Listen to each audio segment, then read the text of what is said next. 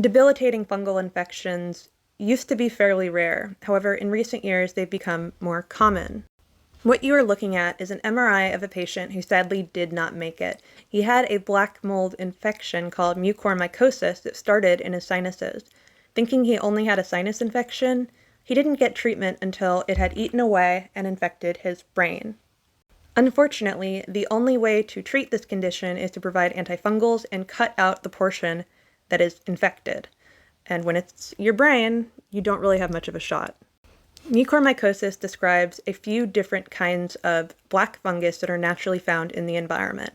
If someone who is immunocompromised inhales it, they can end up having the fungus take root in their mucous membranes, often the lungs, the sinuses, and the mouth.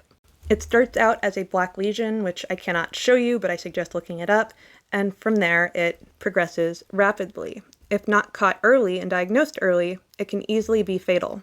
There are approximately 10,000 cases of mucormycosis in the world every year. However, in recent years, with an uptick of certain respiratory conditions described above, the flu and RSV, it is becoming more common, and it's hard to get rid of it because these are opportunistic pathogens.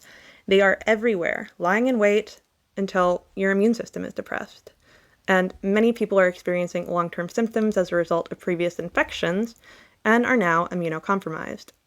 And depending on the area of your body that you are infected and how quickly you caught it, that will decide whether or not it can be treated. So how do you protect yourself? Well, maintaining a healthy body, making sure you don't get infected with diseases, and most importantly, going to the doctor when you're having unusual symptoms. This particular condition starts out as a black lesion, and hopefully if it's on a place like your arms, perhaps you got a cut and it took root, or in the inside of your mouth, which I can't show you because, community content, but look it up. Then you can bring it up to a doctor. That's assuming that they are familiar with the rare condition and know how to treat it.